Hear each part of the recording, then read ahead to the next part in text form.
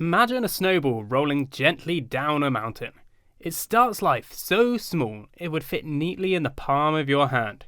And as tempting as it would be to pick that snowball up and throw it at a friend, imagine you instead let that snowball continue to roll down the mountain.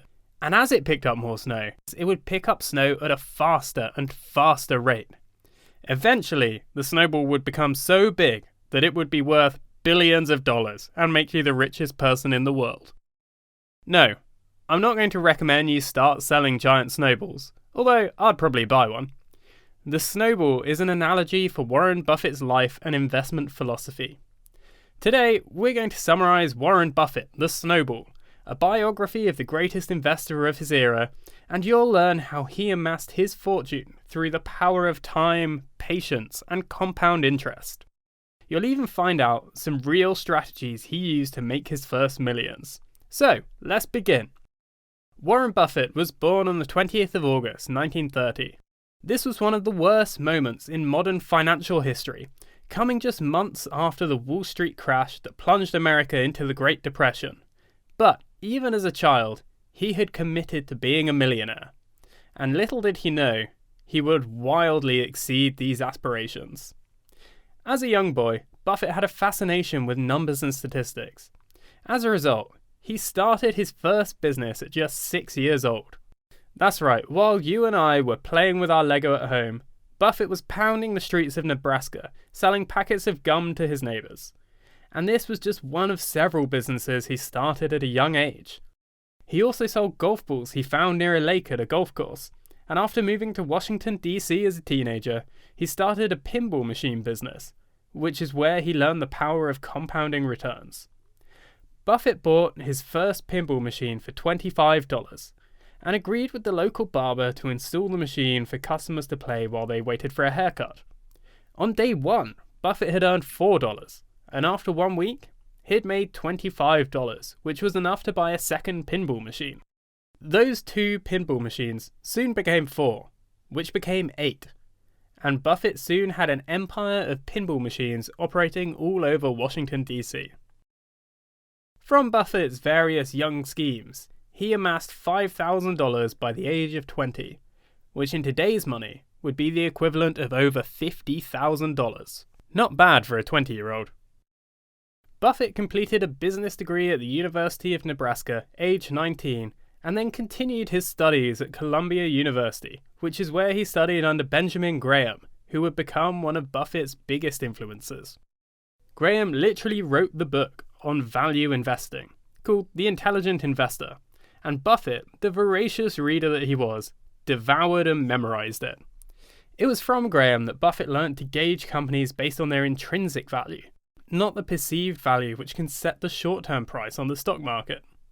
Buffett later went on to work for Graham, and did so well for the firm that he had $174,000 to his name, aged just 26.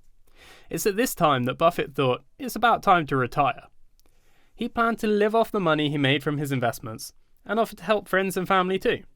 This is when he launched Buffett Associates Limited, and began a series of partnerships with friends and family who were prepared to let him handle their investments. He made sure everyone understood 2 things. Firstly, he would only invest in undervalued companies, and secondly, he would never issue any dividends. Every dollar that was made would be reinvested. In return, Warren would receive 50% of the upside as his management fee. But even if he lost money, he agreed to pay 25% of the downside too. Buffett continued to apply everything he'd learned from Benjamin Graham about investing based on intrinsic value. In fact, Buffett became a millionaire aged 31 using this strategy. He would invest in undesirable companies that he fondly referred to as cigar butt companies. They were companies that were generally shunned by other investors because they were troubled or going out of business. But they still owned assets that made the companies intrinsically worth more money than they cost to buy on the stock market. To use the cigar butt analogy, the average person would look at these businesses and think they're soggy and kind of repulsive. But Buffett would look at these companies and think they're a bargain because they've still got one final puff left in them. One such cigar butt company that Buffett invested in was a little company you might have heard of, because it's currently traded on the stock market today, and it's called Berkshire Hathaway. Buffett maintains that this was one of his biggest investment failures, but Berkshire Hathaway ended up becoming the vehicle for all of Buffett's investments, and today is worth over $400 billion. As Buffett's snowball continued to grow, he eventually became a victim of his own success. You see, cigar butt investments work to a certain point, but they tend to be smaller, failing companies. And when you're managing billions of dollars, the small companies simply don't cut it anymore. With a little persuasion from his business partner, Charlie Munger, Buffett changed his investment focus. Instead of buying fair companies at a wonderful price, he started buying wonderful companies at a fair price. These companies include big brand names you've probably heard of, like Coke, Heinz, and Apple. And by this point, the snowball was gathering pace at an unprecedented rate. By the age of 55, Buffett became a billionaire, and just 2 years later, his net worth doubled again to $2.1 billion, making him the 9th richest person in the USA. His returns continued to compound, and in 2008, at the age of 78, he became the richest person in the world. So far, we've covered the timeline for Buffett's career, but I want to go over the main philosophies and takeaways we can learn from the book. Plus, at the end of the video, I'm going to share a practical tip from the legend himself that will ensure you make better investment decisions. So, what are the main takeaways? Number 1, start as early as possible. Buffett made his first investment aged 11, and maybe you're a 12-year-old watching this video panicking that it's already too late. Well, don't worry. Whether you're 11, 20, 30, 40, or even 80, try to take action today. The sooner you can invest, the sooner your returns will compound over time. Takeaway 2, reinvest. Try not to withdraw any money from your investments. To benefit from compounding returns, you need to continue to invest your profits, just like Buffett did. Takeaway 3, buy companies for the long run, and be patient. Some years you might lose money, but you shouldn't panic sell. Buy stocks that you believe are going to be valuable in 20 years' time, and hold them. Takeaway number 4 is to focus. Even as a young boy, Buffett had committed himself to becoming a millionaire. And by sticking to his goals, Buffett ended up becoming one of the wealthiest men in the world. Takeaway 5, invest in what you understand.